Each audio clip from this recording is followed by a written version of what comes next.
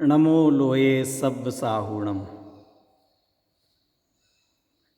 यहाँ विषय चल रहा है कि जो मोह सहित जीव है वह कर्मों से बंधता है, दुखी होता है, चार गतियों में परिभ्रमण करता है।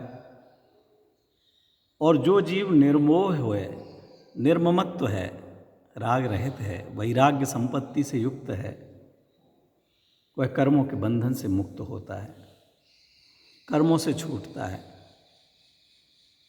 आप सब परिवार में भी इस बात की चर्चा कई बार किया करते होंगे कि इस व्यक्ति को बहुत मोह है, ये बहुत मोही है। माने किसी अपने परिवार के व्यक्तियों के प्रति जिसको बहुत तीव्र राग है उसे हम मोही कहते हैं। और मोही कहते हैं तो आप देखते होंगे कि जो जितना अधिक मोही है वह उतना अधिक आकुलित है। वह मोही व्यक्ति रिश्ते निभाता है, रिश्तेदारों के रिश्तेदार से रिश्तेदारी करता है, उनके रिश्तेदारों से रिश्तेदारी करता है। अनेक लोग होते हैं ऐसे। अब तो आजकल ये सब मोबाइल के ज़माने हो गए और गूगल पर सर्च होने लग गया और सभी तरह के संबंध होने लगे। पहले गाँव में आसपास ऐसे लोग हुआ करते थे जो वो चलते फिरते ब्यूरो मैरिज ब्यूरो हुआ करते थे। किसका बेटा है, किसकी बेटी है, क्या कर रही है, कहाँ है, उनके यहाँ जाना, उनके यहाँ जाना, उनको रिश्ता बता देना, उनका रिश्ता करा देना और रिश्तेदारियाँ निभाना। अरे उनका क्या हुआ, उनका क्या हुआ।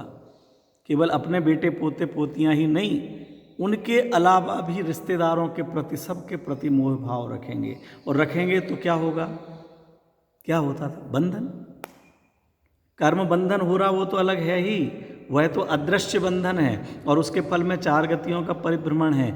लेकिन प्रत्यक्ष में भी बंधन, जिन जिन से दोस्ती, अब उनके यहाँ बीमारी हो गई, मिलने जाओ, मरण हो गया, मिलने जाओ, बैठने जाओ, आज उठावना है, आज जन्मदिन है, आज शादी है, कल कुछ है। और जो निर्मोही है, हमें कोई लेना देना नहीं है यार, ठीक है, अपने में मस्त रहो, हम तो यही काम करेंगे। अपने काम से काम रखना, अपने काम से काम, क्या कहा, अपने काम से काम। लेकिन जो ये बात कहते हैं वे भी अपने काम से काम नहीं रखते हैं। अपना काम क्या है, अपना काम तो मात्र जानना मेरा काम। तो अगर मात्र जानना मेरा काम ये हमने स्वीकार कर लिया तब तो हम धन्य हो गए। हमने अपना काम का मतलब अपने व्यापार करते रहना, अपने बेटे बच्चों का लालन पालन करते रहना, अपने भाई के बच्चों से कोई लेना देना नहीं, भांजे से कोई लेना देना नहीं, भतीजे से कोई लेना देना नहीं। क्यों, अपने काम से काम, अपने बच्चों के बस। ये तो स्वार्थ वृत्ति हो गई, ये कोई अच्छा नहीं हुआ। अपने काम से काम रखो, जिनवाणी कहती है भैया अपने काम से काम रखो। क्या, अपना काम, मात्र जानना मेरा काम। होता स्वयं जगत परिणाम, जगत का परिणमन, जगत का कार्य स्वयमेव हो रहा है, होता रहेगा, होता रहने दो, तुम अपने आप में मस्त रहो, मात्र जानना मेरा काम। ना मैंने किसी को बनाया, ना पढ़ाया, ना लिखाया, ना बड़ा किया, ना परिवार का संचालन किया, ना बच्चों की शादियां विवाह कराई। वो सब कार्य हुए हैं, मैं तो हो रहे थे उनका साक्षी था, गवाह था कि मेरे सामने हुए, बस मैंने किए नहीं। दुकान बनाई नहीं, दुकान चलाई नहीं, फैक्ट्री बनाई नहीं, फैक्ट्री चलाई नहीं, शरीर को स्वस्थ रखा नहीं, शरीर को हृष्ट पुष्ट किया नहीं, हुआ, होता रहा, उसको जाना। इसे हृष्ट पुष्ट करूं ऐसा भाव आया, उसको भी मैंने जाना। मात्र जानना मेरा काम, अपने काम से अपना काम रखो, दूसरे के काम में दखल नहीं। ये जीर्ण शीर्ण हो रहा है तो इसको ज़बरदस्ती सफ़ेद होते बालों को काला मत करना चाहो, पिचकते हुए गालों को फिर से मत फुलाना चाहो, उसके लिए प्रयास हमारे निरर्थक हो जाएंगे। आँखों पे चश्मा लग गया, आँखें बंद भी हो सकती हैं, कानों में मशीन लग सकती है। शरीर का परिणमन है, पुद्गल का परिणमन, पूर्ण गलन स्वभाव होता रहेगा। इस तरह से अपने आप से निर्ममत्वपना आवे, निर्ममपना आवे, निर्मोह दशा आवे तो मुक्ति की ओर बढ़ते हैं। आचार्य देव कहते हैं, महाराज आपने कहा है कि निर्ममत्व का निरंतर चिंतन करना चाहिए, परंतु ऐसी निर्ममता कैसे आ जाती हो? हे आचार्य श्रेष्ठ, आप हमारे लिए बतलाइए कि ये निर्ममता पर द्रव्यों से मुझे निर्मोह दशा आ जाए, ममत्व टूट जाए, राग भाव समाप्त हो जाए, उनके प्रति स्वामित्व और ममत्व की बुद्धि समाप्त हो जाए, इसके लिए हे आचार्य श्री क्या चिंतन करना चाहिए? आप निरंतर क्या चिंतन करते हैं? आप तो जो अनुभव करते हैं वो मुझे बता दीजिए। आपने ये जो ये दशा प्राप्त की है, मुझे वो दशा का बतला दीजिए कि कैसे आप यहाँ तक पहुँचे हैं, आप कैसे आनंद में रह लेते हैं। आचार्य देव 27 नंबर का छंद लिखते हैं, याद करने जैसे छंद हैं एक एक। एको हम निर्मम शुद्धो ज्ञानी योगींद्र गोचरः। क्या कहा? मैं कैसा हूँ? एको हम निर्ममः शुद्धो ज्ञानी योगींद्र गोचरः बाह्या संयोगजा भावा मत्तः सर्वेपि सर्वथा।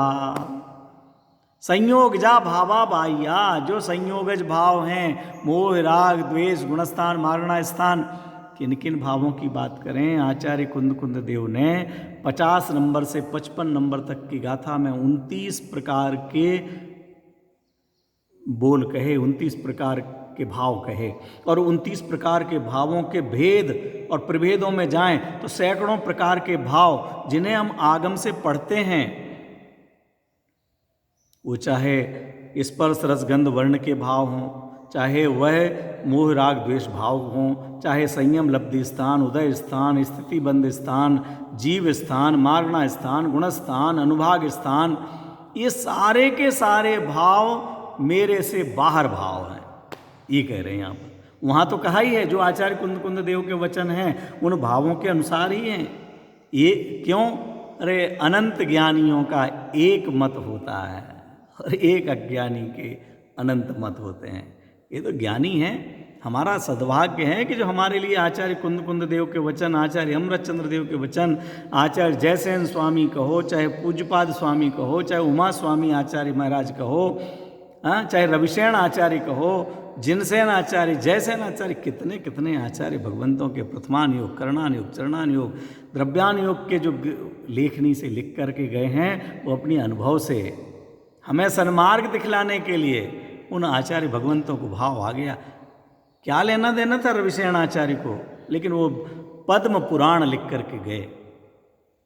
जिनसेन स्वामी हरिसेन पुराण, हरिवंश पुराण लिख करके गए। क्यों? इन कहानियों के माध्यम से महापुरुषों के जीवन से बच्चों देखना कि इन महापुरुषों की क्या प्रवृत्ति रही। इनके जीवन में भी पुण्य का उदय आया, पाप के उदय आया, ये भी चारों गतियों में गए।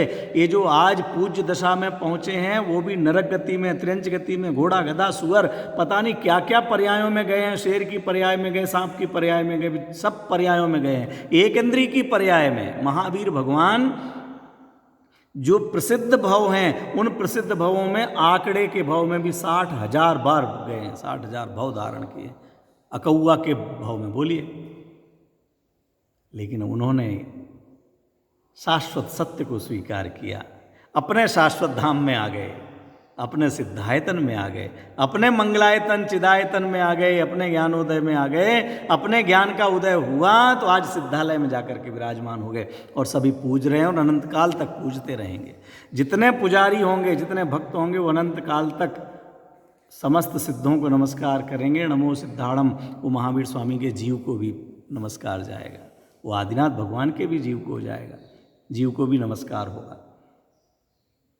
वो महापुराण पढ़ें हम, आदि पुराण पढ़ें हम, उन पुराणों से जानें अरे महापुरुषों की प्रवृत्ति कैसी होती है, कैसे उनने पुण्य पाप के फल में समता का भाव रखा है, कैसे उन्होंने पुण्य पाप के उदय से अपने आप को भिन्न जाना है। इस बात को जान करके अपने आप को उन्होंने ज्ञायक ही माना, और जब वो अपने आप में लीन हुए, अपने आप में स्थिर हुए, अपने स्वरूप में आए, तब उनको सुख की प्राप्ति हुई, तब उनको सुख की पूर्णता हुई। आचार्य देव कह रहे हैं क्या विचार करो, एको हम, मैं एक हूँ, मैं एक हूँ। घरों में लोग अकेले होते हैं तो रोते हैं, हम अकेले क्या करेंगे, हम अकेले कैसे कहीं जा सकते, मैं अकेला कैसे काम कर सकता हूँ। हमें साथ चाहिए, साथ चाहिए। कोई साथ होगा तो ही ये काम करूँगा, कोई साथ में होगा तो ही मैं वहाँ जाऊँगा, तो ही मैं दुकान खोलूँगा, तो ही मैं फैक्ट्री खोलूँगा, मैं अकेले नहीं कर सकता हूँ। ध्यान देना, साथ की भावना संसार की भावना है। जिसे साथ पसंद है उसका मतलब है कि उसे अभी संसार पसंद है। साथ की भावना संसार की भावना है, एकत्व की भावना सिद्धत्व की भावना है। एकत्व सिद्धत्व दिलाता है और साथ संसार में रुलाता है। क्या चाहिए मित्रों? संसार चाहिए। संसार माने दुख, संसार माने आकुलता, टेंशन, डिप्रेशन, स्ट्रेस। क्या चाहिए? ये जो आपको इतना डिप्रेशन तनाव मिला हुआ है, स्ट्रेस में जी रहे हैं, परेशान हो रहे हैं, पसीना आ रहा है, ब्लड प्रेशर हाई हो रहा है, लो हो रहा है, शुगर बढ़ रही है, इन सब का कारण क्या है? साथ की भावना। फिर उन साथ की भावना में जिसने साथ नहीं दिया तो उनके लिए झगड़े, इनने साथ नहीं दिया, हमने इनका साथ दिया था, आज हमारा ये साथ नहीं दे रहे हैं, कोर्ट केस चल रहे हैं, मारा मारी चल रही है, धरपकड़ चल रही है। और एकत्व की भावना, हमारे सब मुनिराज देखो एकाकी एकत्व लिए मस्त रह रहे हैं। और एकत्व को स्वीकार किया तो सिद्धत्व मिल गया, और जिन जिनने साथ को स्वीकार किया वो संसार में घूम रहे हैं। मित्रों, अगर सिद्धत्व चाहिए है, हमें महावीर के मार्ग पर चलना है, तो एकत्व को स्वीकार करो। पूज्यपाद स्वामी कह रहे सबसे पहला शब्द एको हम, मैं एक हूं। क्या ये एकत्व हमारा सौंदर्य है, एकत्व हमारे दुख का कारण नहीं है, एकत्व हमारा सौंदर्य है। प्रत्येक वस्तु एकत्व लिए हुए है, इसलिए प्रत्येक वस्तु सुंदर है। आचार्य कुंद कुंद देव ने समय सार जी में तीसरी गाथा में लिखा, एकत्व विभक्त आत्मा दिखलाऊंगा। एकत्व विभक्त वस्तु है और एकत्व विभक्त ही विश्व में सुंदर है। क्या मूल गाथा आपको याद होगी? तम एयत्त निश्चय गदो समो सवत्थ सुंदरो लोए। जो एकत्व है वह तीन लोक में सुंदर है। एयत्त निश्चय गदो, एकत्व निश्चय गत समय, और समय का मतलब है वहां पर छहों प्रकार के द्रव्य, छहों प्रकार के द्रव्य एकत्व लिए हुए हैं। सब द्रव्य अनंत पर द्रव्यों से भिन्न हैं और अपने अनंत गुणों से अभिन्न है। क्या? सब द्रव्य अनंत गुणों द्रव्यों से भिन्न हैं और अपने अनंत गुणों से अभिन्न है। सब द्रव्य, सबकी सब जाने, अरे मैं अनंत पर द्रव्यों से भिन्न हूं और अपने अनंत गुण पर्यायों से अभिन्न हूं, अपने अनंत गुण पर्यायों में रहता हूं।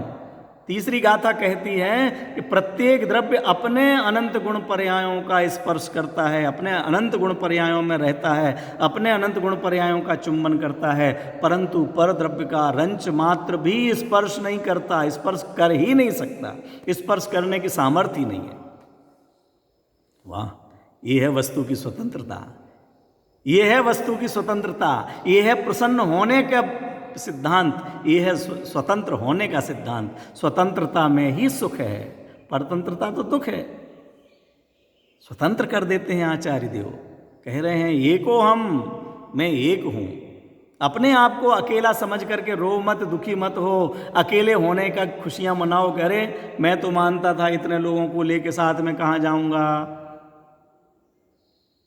आज परिवार वाले, आज के जो परिजन हैं वो इस एकत्व भावना को ज़्यादा भाने लगे हैं, वो अकेले रहना चाहते हैं।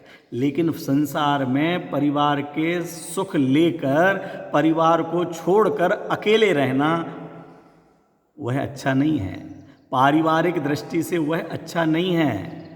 क्यों? परिवार के सुख लिए, परिवार के साधनों का उपयोग किया, परिवार की सुख संपत्ति को हम अपना बनाना चाहते, लड़ झगड़ करके भी पिताजी से लेना चाहते, लेकिन पिताजी की सेवा नहीं करना चाहते, भैया का साथ नहीं देना चाहते। और भाई ने जो बचपन से लेकर यहाँ तक किया उसका क्या होगा? किसने किसका किया साहब? आप ही तो कह रहे हैं कोई किसी का कुछ नहीं कर सकता।